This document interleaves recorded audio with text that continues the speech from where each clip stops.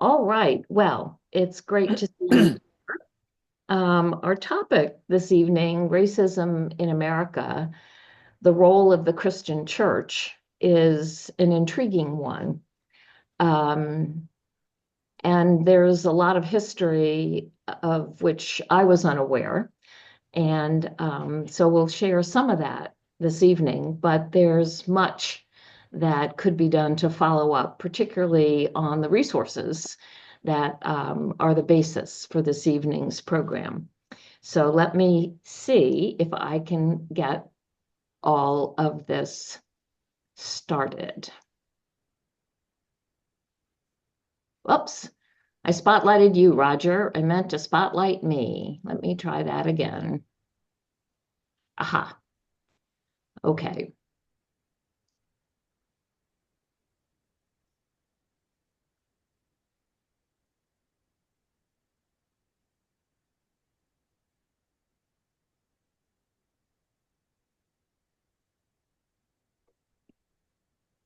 So as we look at the role of the Christian church in racism in America, we're going to focus on information available from three different source books. Two of them were listed in the promotional piece for this evening's program, and the third has been added as I've done some additional research.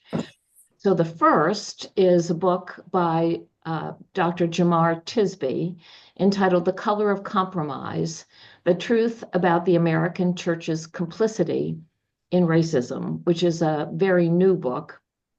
Another, I believe, was written in about 2016 by Robert P. Jones, White Too Long, The Legacy of White Supremacy in American Christianity.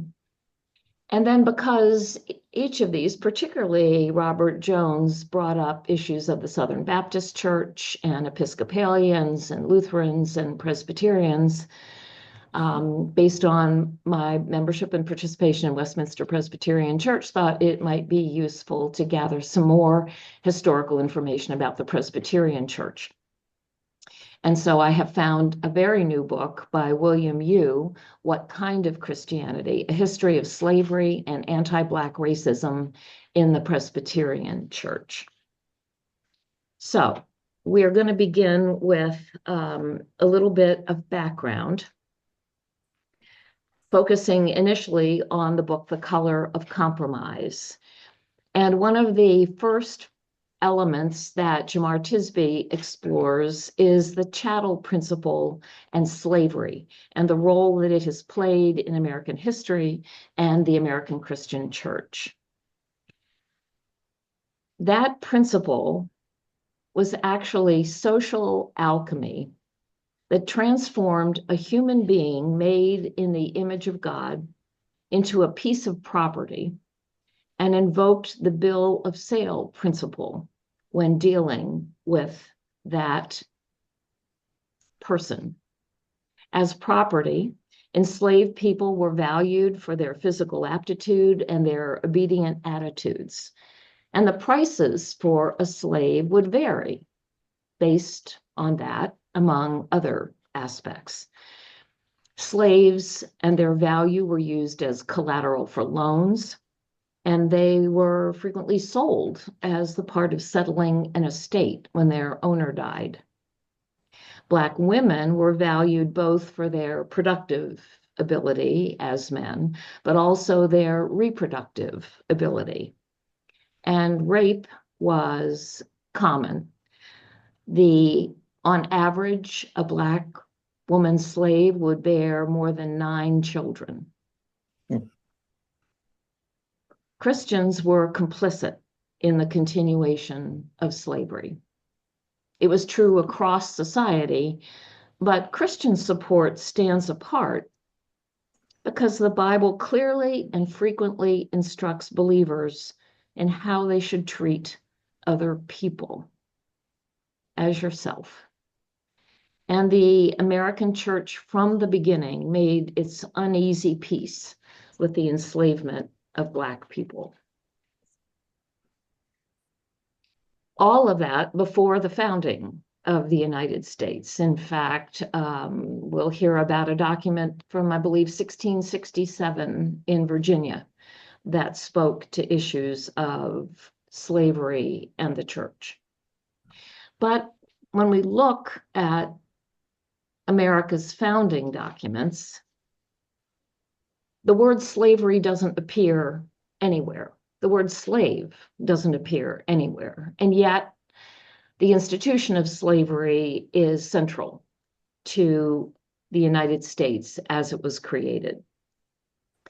When we look at the Declaration of Independence, its lofty words say, "We hold these truths to be self-evident, that all men are created equal, that they are endowed by their Creator with certain unalienable rights, that among these are life, liberty, and the pursuit of happiness, that to secure these rights, governments are instituted among men, deriving their just powers from the consent of the governed," that consent in the United States of America being given by way of the vote.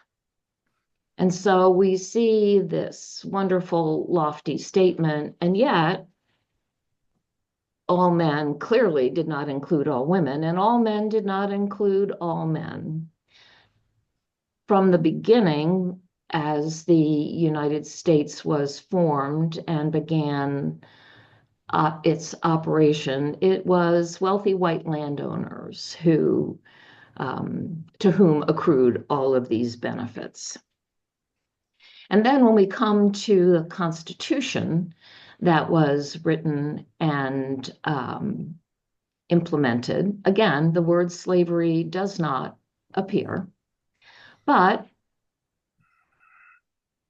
it includes 3 significant clauses. Representatives and direct taxes shall be apportioned among the several states which may be included within this union according to their respective numbers, which shall be determined by adding to the whole number of free persons, including those bound to service for a term of years. That would be the indentured servants brought from Western Europe, excluding Indians not taxed, 3/5 of all other persons. So those not free people, those enslaved people, counted as 3/5 of a person. The Indians were not counted at all. In fact, the only reference to Native Americans in these documents was in the Declaration of Independence, where they were described as merciless Indian savages. Also in the Constitution was something known as the Fugitive Slave Clause, although again, the word slave and slavery did not appear. No person held to service or labor in one state under the laws thereof, escaping into another, shall in consequence of any law or regulation therein be discharged from such service or labor, but shall be delivered up on claim of the party to whom such service or labor may be due. So no slave escaping to a free state could be considered free. And finally, at the height of the transatlantic slave trade, when the Constitution was implemented, there was a clause that the migration or importation of such persons as any of the states now existing shall think proper to admit shall not be prohibited by the Congress prior to the year 1808, but a tax or duty may be imposed on such importation not exceeding $10 for each person. So the horrific inhumanitarian transatlantic slave trade was perpetuated for a period of 20 years following the implementation of the Constitution of the United States. The country was fine with continuing to import kidnapped Africans as slaves into the country. And so what we see in these documents and in practice and in purpose is white supremacy as a dominant American principle. A lot of times the term white supremacy is conflated with white supremacist, and we think about the tiki torch carrying, chanting, violent, horrific people, as in Charlottesville a number of years ago, or the hooded Ku Klux Klansmen of the 19th century. But white supremacy is a belief that white people are inherently superior to people from all other racial groups, especially Black people, and are therefore rightfully the dominant group in any society. And that belief in white supremacy is endemic in the United States of America. And even as we see today, the efforts to erase what is called DEI from our society means that anyone other than a white male heterosexual person could be erased or eliminated from any form of consideration or rights. So it has been part of our DNA from the beginning and is active even now. So I'm going to turn to the book White Too Long by Robert P. Jones. And there's a question, why that title? So let me see if I'm able to share a brief video where he describes the origin. I'm sorry, before I do that, I'm going to introduce a short piece from The Color of Compromise by Jamar Tisby that kind of puts into context what I've been describing. On September 15th, 1963, 4 young girls, Addie Mae Collins, Denise McNair, Carol Robertson, and Cynthia Wesley, prepared for Youth Day Sunday service at 16th Street Baptist Church in Birmingham, Alabama. They were making final adjustments on their white dresses when the bomb exploded. The blast killed all 4 girls and injured at least 20 others. A newspaper report at the time indicated that all the church's windows had been blown out, except one. It showed Christ leading a group of children. The next day, a young white lawyer named Charles Morgan Jr. got up in front of a group of his peers and he asked them a question. Who did it? Who threw that bomb? The answer should be, we all did it. In that very statement, Charles Morgan Jr. gets at the essence of complicity. You see, the most egregious acts of racism can only occur within a context of compromise. History and scripture teach us there can be no reconciliation without repentance, and there can be no repentance without confession. There can be no confession without truth. The Color of Compromise tells the truth about the American church's complicity in racism.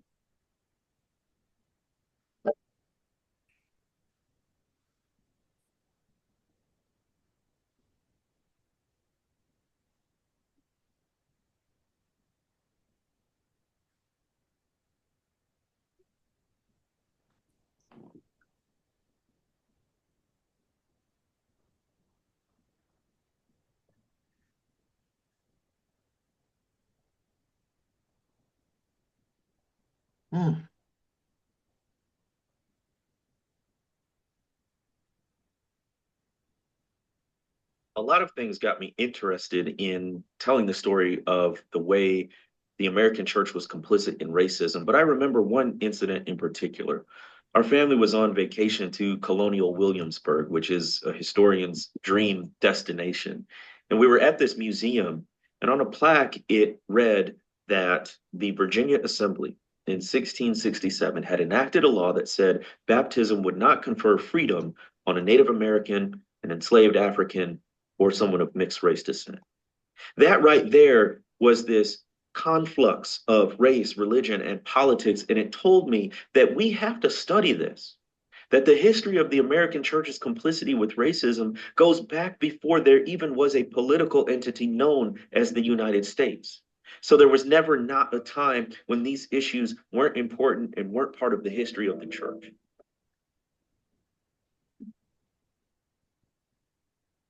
I think one problem that Christians today face when dealing with issues of racism is that we don't know how to define it. So I define it in this video series based on what social psychologists have explained, that racism is a system of oppression based on race. Now, that system part is critical because it gets at the idea that racism is more than just about interpersonal relationships. It's more than just about one person not liking one another. Racism is about the way systems operate. The fact that Black mothers die in maternity related deaths at 3 times the rate of white women. It is the fact that Black people are incarcerated at disproportionately higher rates relative to their percentage of the population. It's the fact that when you look at wealth, for every $1 that a white person has, Black people have only 7 cents on the dollar. Those are systemic and institutional manifestations of racism. And what this video series helps us do is explain how we got here through a historical survey, but also providing some very practical, actionable steps to combat issues of racism that show up in systemic and institutionalized ways in a racialized society in the 21st century.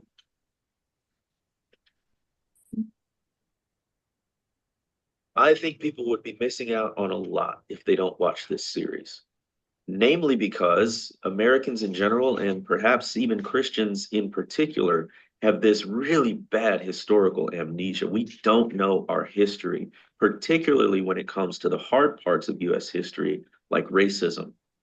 Ultimately, for me, watching this series is about healing.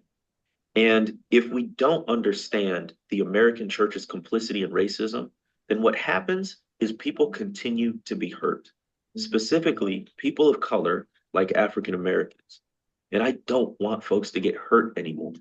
And I know that there are other people who want to be part of the solution too. So that's what this video series helps you do.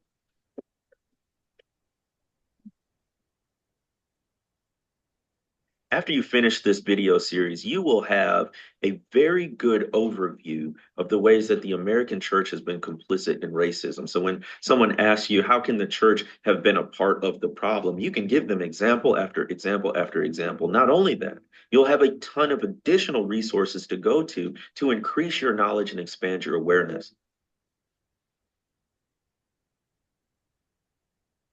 The way this video series works is by means of a historical survey. So in the first segment, I'll lay out the framework. I'll talk about the reasons for writing this book. I'll talk about the concept of complicity, what that actually means. I'll talk about how to understand racism and what definitions to use. I'll even talk about why this book might be hard for some people to read and the payoff at the end if you can stick with it. Then we dive into the historical survey. It's 400 years of American church history. We start with the colonial era. We move through various phases from the antebellum era to the Civil War to the Jim Crow era, civil rights, on up to the present day. And in each segment, we'll talk about ways that the American church has been more complicit with racism rather than courageously confronting it.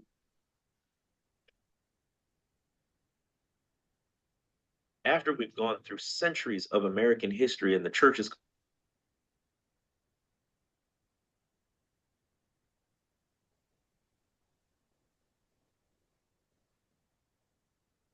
As he's describing the video series that he has put together, it is also a description of the book itself. I encourage you to read all 3 of these books because the amount of detail and historical information that is provided is really quite astonishing.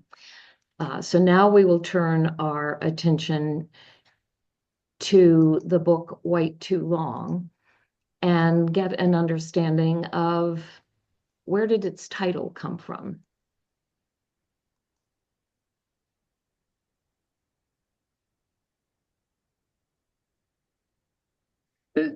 Your book is about religion and racism, and the title of the book is White Too Long. Why that title? Well, the title is actually, I should give credit here where credit's due. It's a quote from James Baldwin. And, I should take just a minute. It's because it stayed with me so much. It comes from a New York Times op-ed that he wrote after the assassination of Martin Luther King Jr. And I think he, like King, really held out hope that white Americans and in particular white Christians would ultimately rise up and be on the right side of the civil rights movement. And he's writing this again, just as King has been cut down, and there has been no great arisal from the white Christian church, and he's writing this in some despair. And I'll read just a little bit, I think, to put it into context. But it's really an indictment from James Baldwin of white Americans in general, but in his mind, in his writings, he's got white Christians in particular in mind here. So this is what he says. I will flatly say that the bulk of this country's white population impresses me, and has so impressed me for a very long time, as being beyond any conceivable hope of moral rehabilitation. They have been white, if I may so put it, too long. They have been married to the lie of white supremacy too long. The effect on their personalities, their lives, their grasp of reality has been as devastating as the lava which so memorably immobilized the citizens of Pompeii. They are unable to conceive that their version of reality, which they want me to accept, is an insult to my history and a parody of theirs and an intolerable violation of myself. So I think one way of reading the book is one white Christian's attempt to really respond to that fairly devastating indictment from nearly 50 years ago. Yes, it is quite an indictment. And so is the title of your book, white supremacy.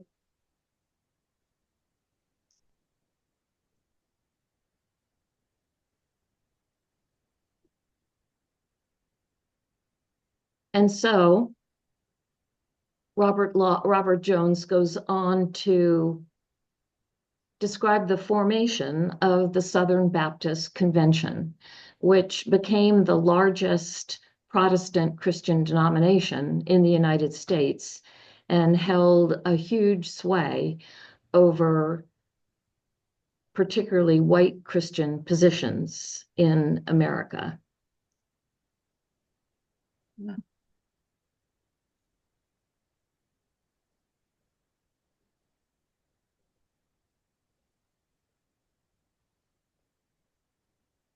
And it's fairly stark. I mean, the story is the reason that the Southern Baptist Convention exists and the reason why it has Southern in its name is that in 1845, before the Civil War, there was a dispute among Baptists in the North and Baptists in the South, white Baptists in the North and white Baptists in the South, over whether it was appropriate for members of the clergy and people who were being appointed to do missionary work to enslave other people.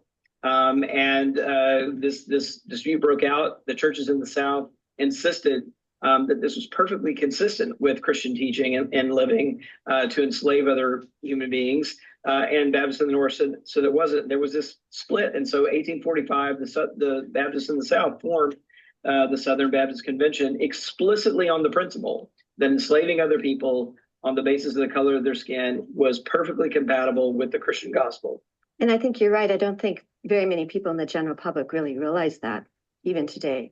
Yeah, it's worth noting though that this was no fringe movement, right? The Southern Baptist Convention starts there, but 100 years later, it grew by the mid 20th century to outgrow every other denomination in the country. So by the mid 1950s, it is, and through the rest of the 20th century, it is the largest single Christian denomination in the country. So this denomination that began with this explicitly kind of white supremacist framework, grew and flourished in the country, so that it became there were 16 million members at its peak in the sort of second half of the 20th century in this single denomination. So it has an outsized influence, not just sort of in the South, but really among white Christianity writ large.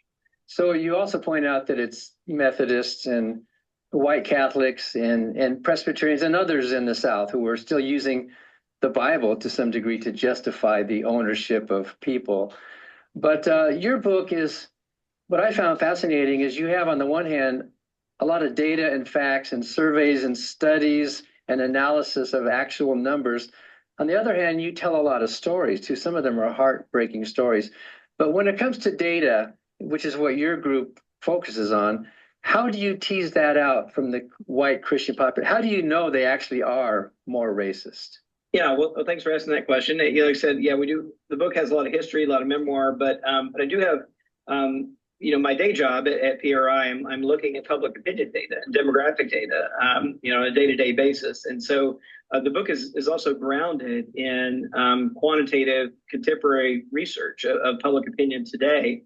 And I think one of the surprising things that I found was how widely diffused, even today, right, in a survey conducted in 2018 and some in 2019, just very, very recent studies still show the imprint of this legacy of white supremacy. I'll give you just a couple of examples here. And in the book, what I did is I looked not only at white evangelicals, which is the group that we've been talking about, but the other two big groups of white Christians that you mentioned, white mainline Protestants.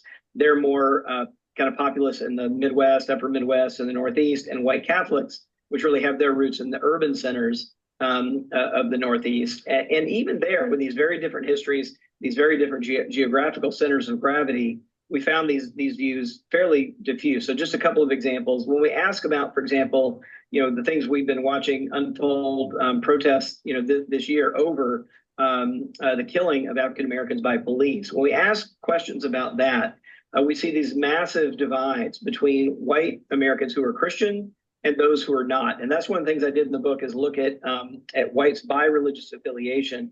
And you just see this enormous gap. And so white Christians, for example, on that question, our survey asked whether people thought that the killing of African American men by police were isolated incidents, or were they part of a broader pattern of how police treat African Americans?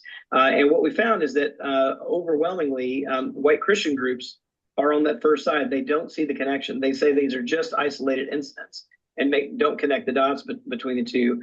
And whites who are not Christian are much less likely to do that. There's about a 25-point gap between whites who are Christian and whites who are not on that question. And it's not just that question. If we ask about Confederate flags, if we ask about the effects of past discrimination on present inequalities, a whole range of questions. In fact, in the book, I use 15 different questions. So it's not just cherry picking one question, but this pattern shows up over and over and over again. And when I put them all together in a composite index and kind of score them on a scale of 1 to 10, with 10 holding the most racist attitudes, 1 meaning you hold the least racist attitudes, white evangelical Christians score 8 out of 10 on that scale. But here's what's surprising is that white mainline Protestants and white Catholics score 7 out of 10 on that scale. And whites who are religiously unaffiliated, who claim no religious affiliation, only score 4 on that scale. So, this pattern is just very, very consistent. And I went one step further to kind of make sure these, anytime you have a correlation, you have to kind of look to see what other intervening variables there might be. So, for example, maybe it's just because of higher identity with the Republican Party, or a different education level, different region of the country, education, urban versus rural, a whole range of things could impact those correlations. And when I put them in a statistical model to control for all of these things, they barely move. So these relationships stand up independently. What it means is there's an independent relationship between identifying as a white Christian and holding more racist attitudes, even controlling for partisanship, education, region of the country, et cetera. So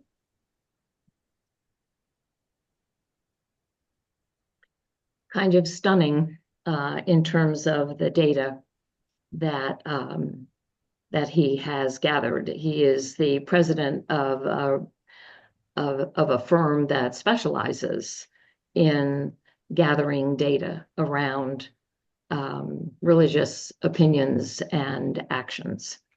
And so we've seen some history of the formation of the Southern Baptist Convention, the attitudes of white American Christians. And we begin to see oops, sorry, I'm having a little trouble with my screen here. Hold on.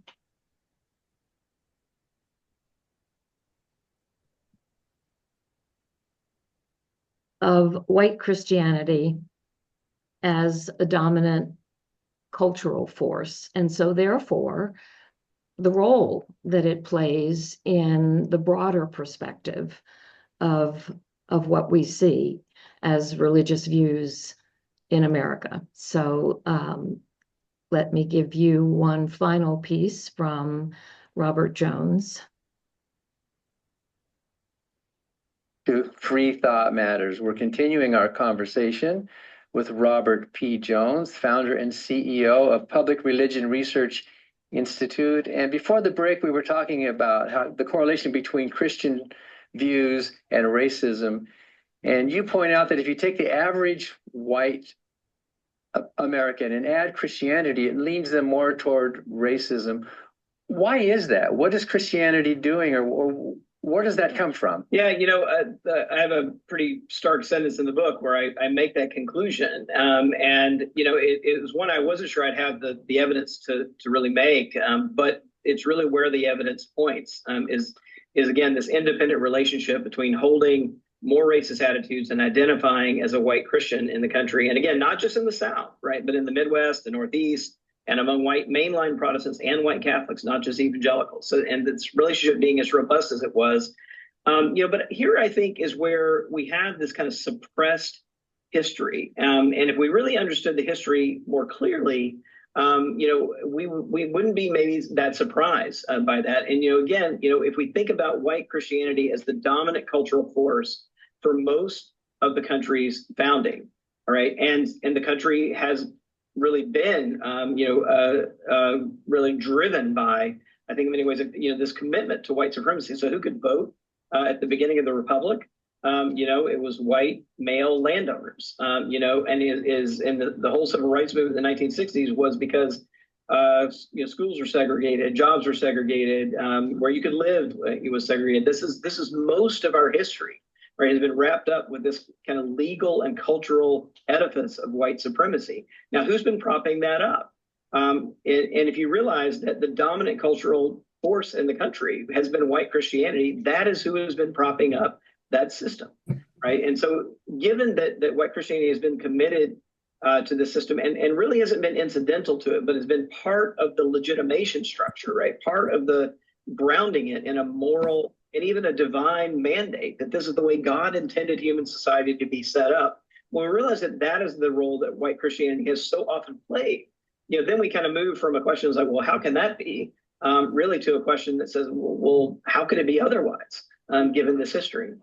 But couldn't it be the Bible itself? I mean, many pastors in the South were using the Bible as a justification. Some Southern senators even quoted the scriptures, the Christian scriptures themselves, that were supporting the institution of slavery. Yeah, the Bible's an interesting, way to look at this, because on the one hand, you had certainly white Christianity absolutely reading even a different creation story for white people than African American people into the biblical text.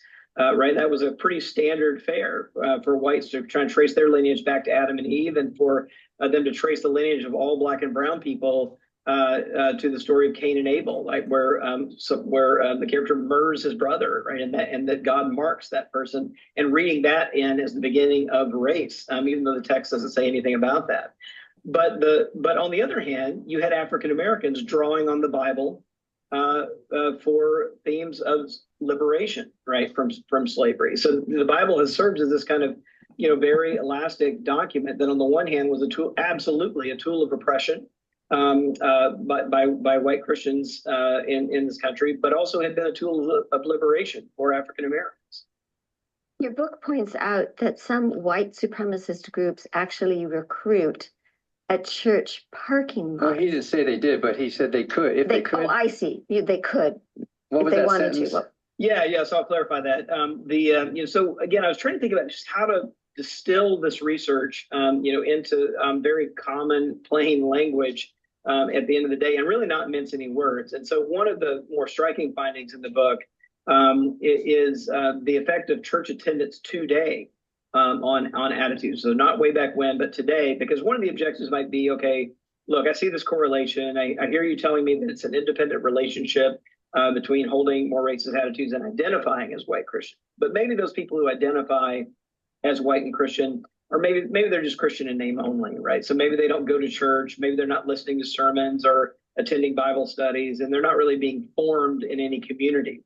That's an objection I think I often hear, and there's actually some debate about that in some earlier literature. But when I dug in more deeply, what I found is, at best, among white Christians as a whole, attending church makes no difference. In other words, it doesn't mitigate holding more racist attitudes. But among the group of white evangelicals, the group that I grew up in, what I found is that, in fact, higher church attenders hold more racist attitudes, or more likely to hold racist attitudes than those who attend more frequently. So in other words, if you look at the relationship between holding racist attitudes and identifying as a white evangelical, that connection is actually stronger among those who attend more frequently rather than less. So I kind of tried to distill that down.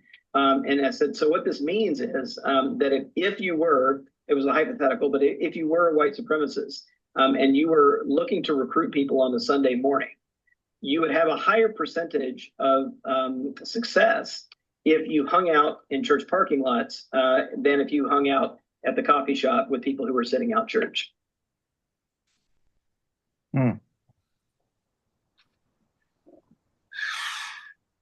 Interesting.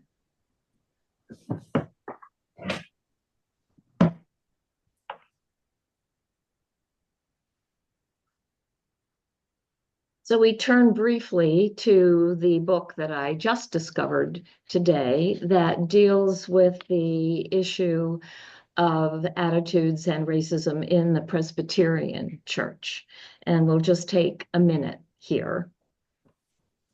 The book is introduced with this statement: theologian Katie Geneva Cannon, the first Black woman to be ordained as a minister in the PCUSA, who asked, where was the church and the Christian believers when Black women and Black men, Black boys and Black girls were being raped, sexually abused, lynched, assassinated, castrated, and physically oppressed?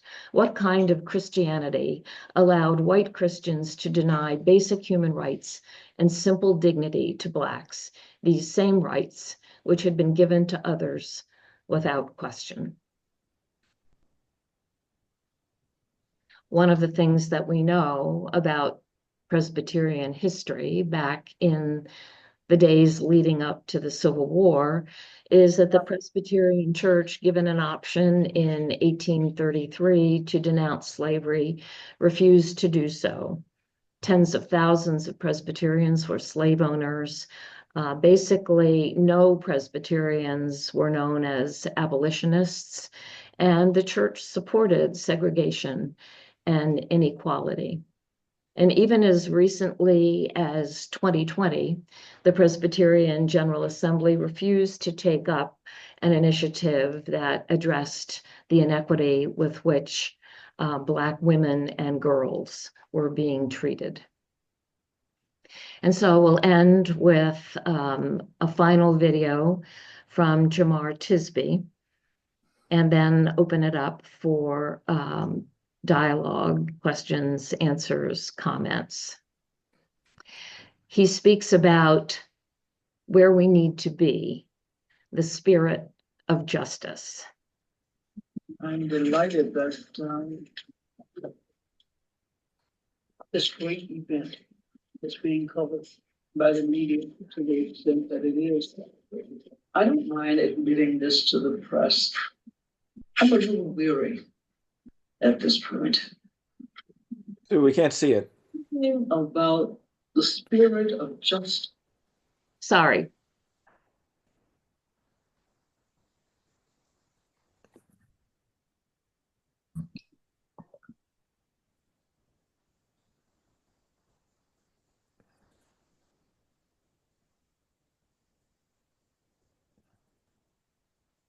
Delighted that this great event is being covered by the media to the extent that it is. I don't mind admitting this to the press. I'm a little weary at this point. But something about the spirit of justice that raises up like a war horse. That horse that stands with its back sunk in, It's the bell. And I like to say the bell of freedom. And all of a sudden, it becomes straight and the back becomes stiff. And you become determined all over again.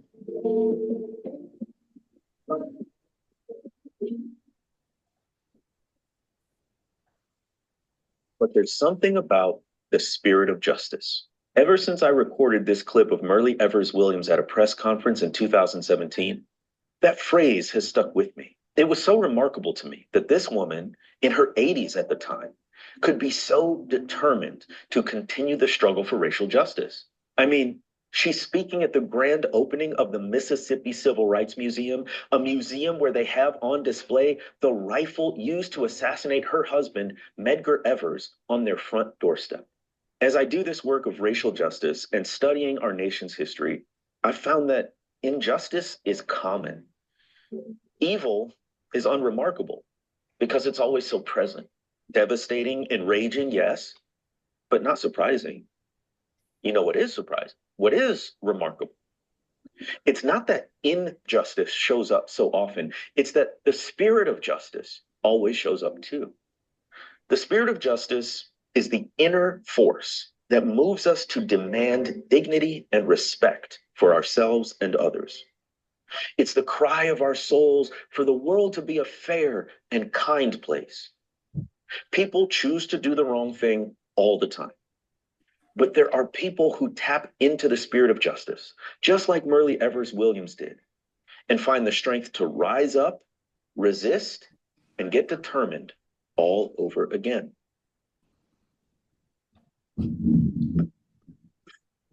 Howard Thurman, the great mystic and theologian who wrote the classic book, Jesus and the Disinherited, also wrote in the preface to that book, why is it that Christianity seems impotent to deal radically and therefore effectively with issues of discrimination and injustice on the basis of race, religion, and national origin? Is this impotency due to a betrayal of the genius of the religion? Or is it due to a basic weakness of the religion itself? It's a haunting question and a valid one. Much of the history of race and religion in the US is one of compromise and complicity. The failure of many people, Christians, to fight racism has led people to ask the question whether Christianity is the white man's religion, or as Thurman wrote it, impotent to offer anything helpful in the struggle for racial justice. I understand the question, but there's more to the story.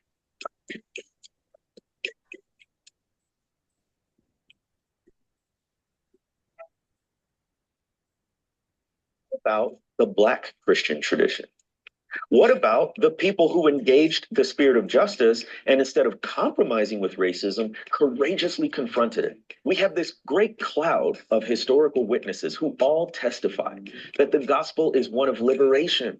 It's about good news to the poor and setting the oppressed free, just like Jesus said.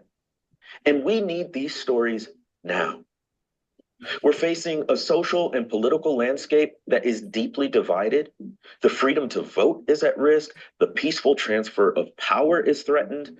After historic racial justice uprisings in 2020, we saw a massive backlash in the form of anti-critical race theory rhetoric, defunding diversity, equity, and inclusion programs, the repeal of affirmative action provisions, and even opposition to African American studies curricula.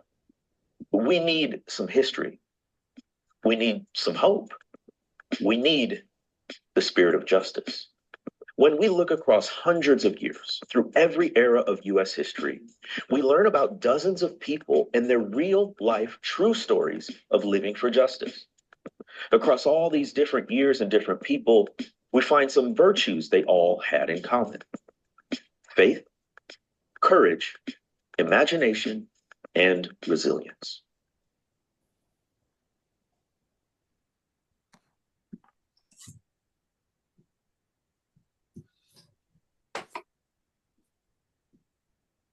So here we are.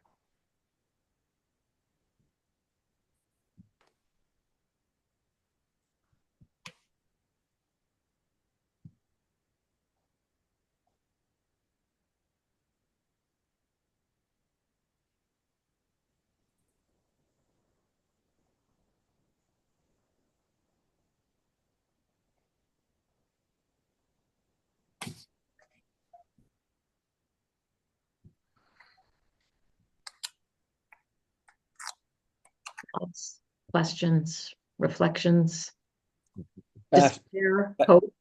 baffling. Baffling about the data from Robert Jones. It is. Was that data broken down by region, I wonder? I believe he said that he tested it for partisanship, region, age, economic, Red state, blue state, all that stuff. and that it was essentially unchanged. It's staggering.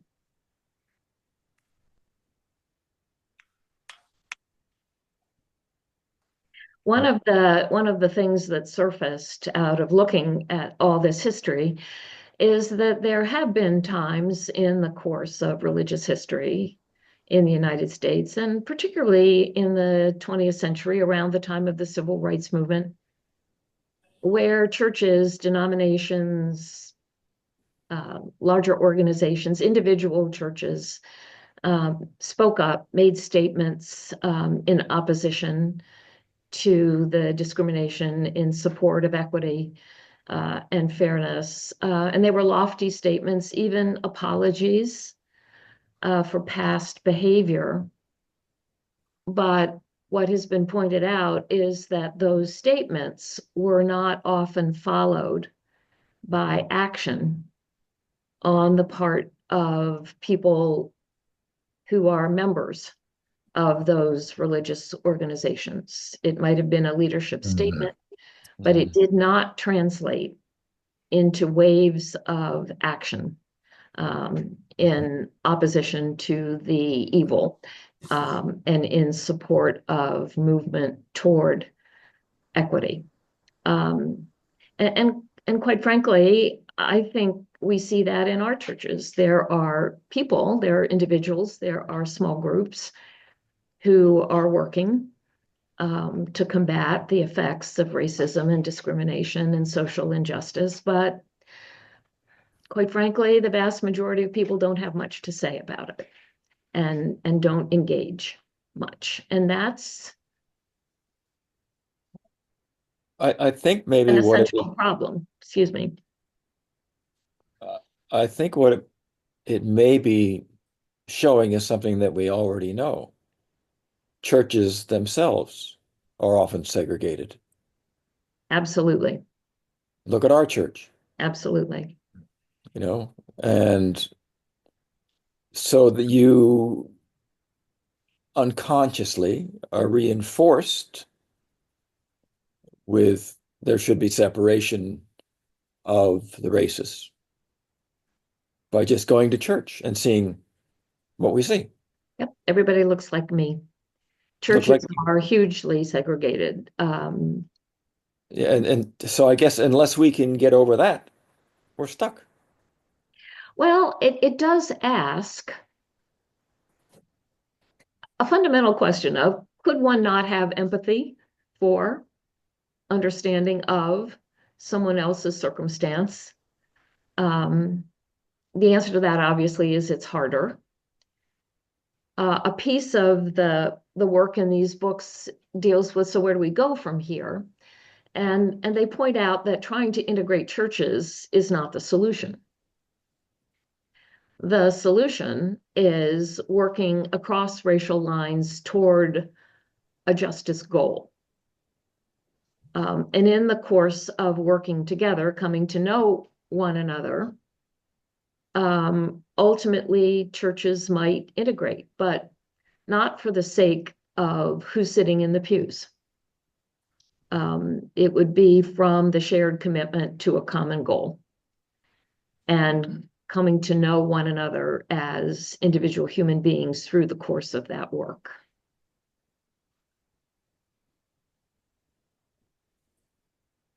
Mike? Yeah, the education that I've learned over the last 6 years or so, being a part of the Peace and Justice Work Group here, it's just overwhelming in a sense of what has gone on. And other than being educated, what can we do? And I think about um, like even education in black and white schools and different schools is very little is talked about in these circumstances, whether it's back in the slavery days or in the 60s and when things going on. And my hope is that I hope there's more education that can be done at an earlier stage as opposed to kind of you know us white people sitting there saying, well, yeah, it's a shame, blah blah blah. I wish I did more, but let's not give up. Let's continue to find ways. Not at all. Not at all. Progress is being made. Now, we can look at the national landscape at the moment and go, what progress is that you're talking about? But progress is made a step at a time, a place at a time, a person at a time.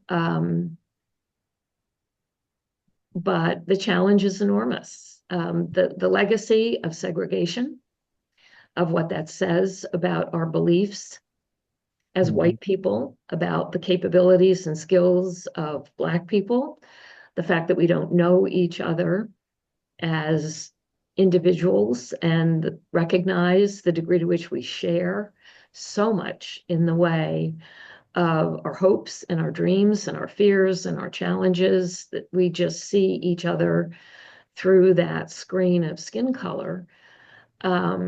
One of the things Jamar Tisby says is he gets pushback from white people who say, why do we have to keep talking about race so much? And he says, we don't talk about it enough. Right. We don't talk about our history and our current state nearly enough.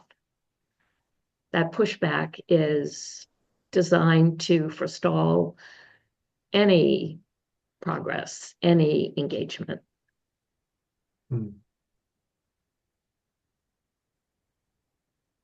This is John Barrow. I'm actually a member of Concord Presbyterian Church, but I've enjoyed being a frequent visitor to this session, and thank you to Westminster and Sue for organizing it.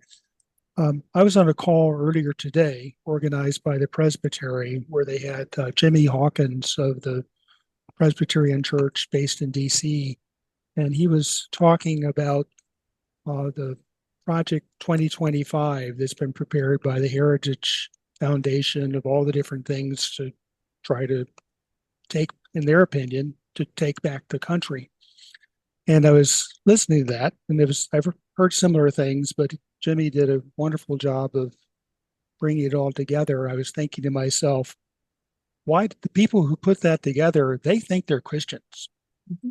And what is it that makes them think they're Christians that has such a different view of Christianity than what I see at Concord Presbyterian, what I see at Westminster and others? And I guess today's session makes me think, well, maybe we're not as different as I thought we were.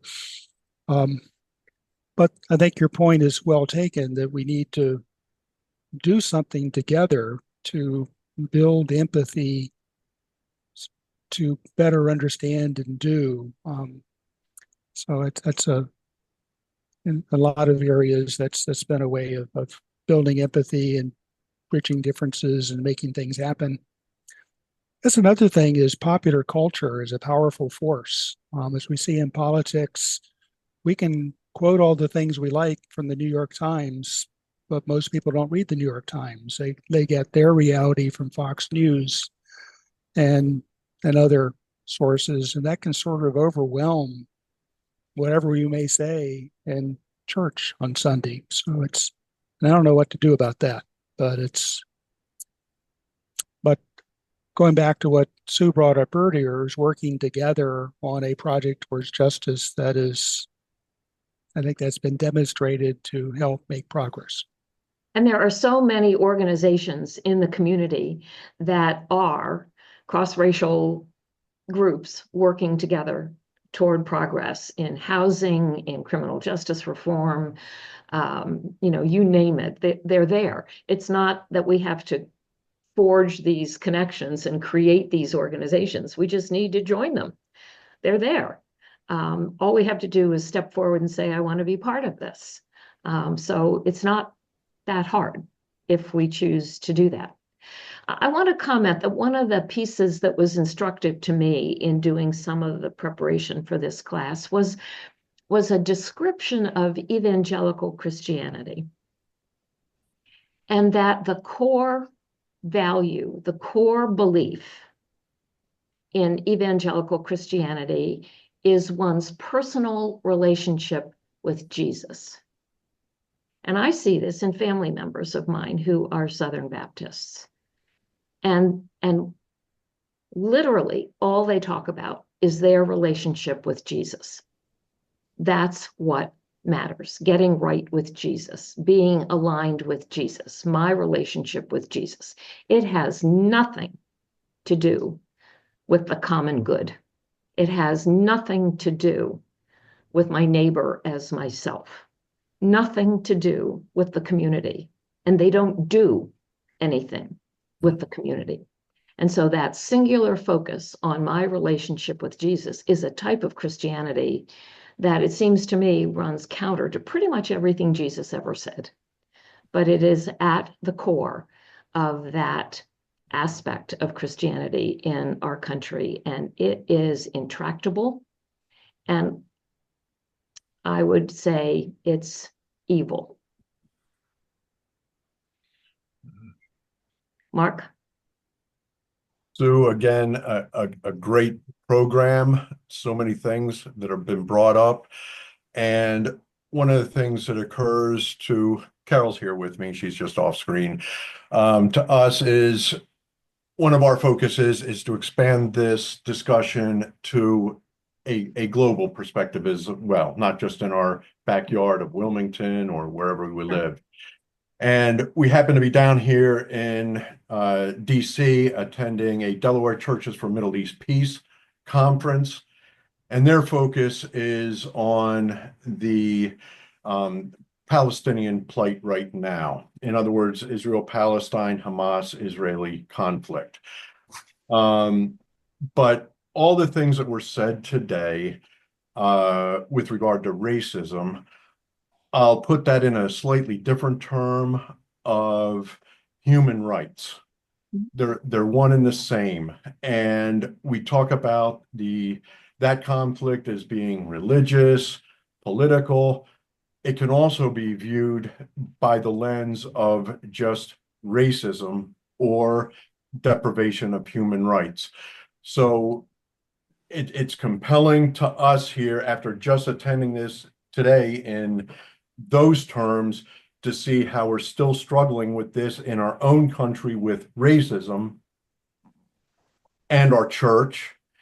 And it's been brought up how our church is, well, I'll use the word complicit, the church in the broad sense, complicit in what's going on in the deprivation of human rights over there. So I just bring that up from a global perspective, knowing also that we have a lot of work to do in our own backyards. Thank you, Mark. Thank you, Mark and Carol. Sandy? When I hear about people who say they're representing the church or they're such a part of the church, and particularly be having a relationship with Jesus, you come down to the question, what would Jesus do in any of these situations? And it's not what was expressed that they have done in his name. And it just, he would welcome everybody and help everybody that has need. And why do so many people who speak in the name of the church not see that? You know, what are they reading and listening to? And how can they be representing the church when they're not? And I'm one of them. You know, I would want to try and be the hands and feet of Jesus in things that I do, and it's something to work toward, and it's a real puzzlement.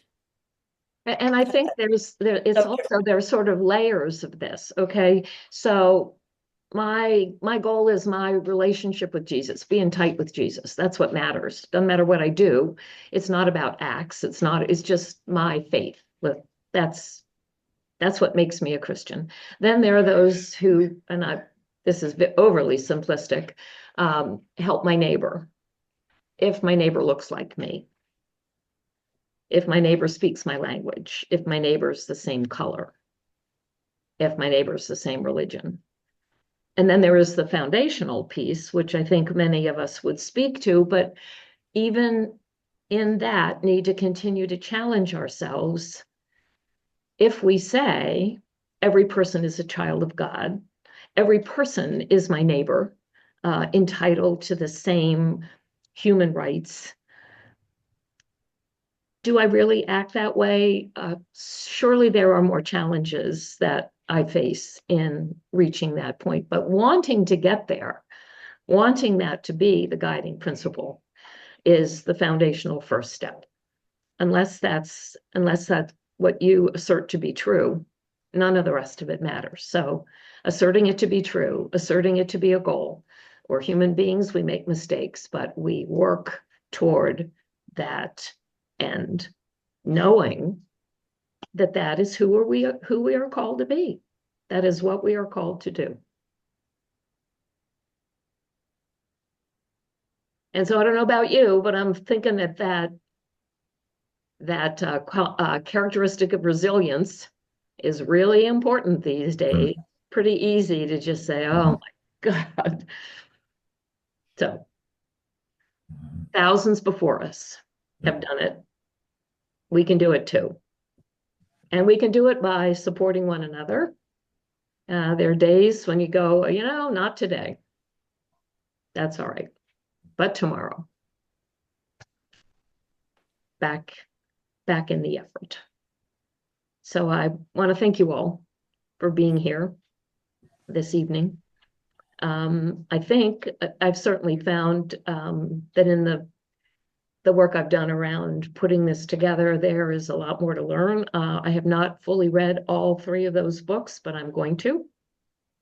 And I am going to make a personal commitment to engage with more of those organizations where Black and white and brown people are in the battle, in the fight, working together to bring more justice, more human rights, more peace. So thank you all. Thank you. Thank you, Thank Sue, you. as always. Thank you. Thank you. Yeah, great. Good night. Bye. Good night.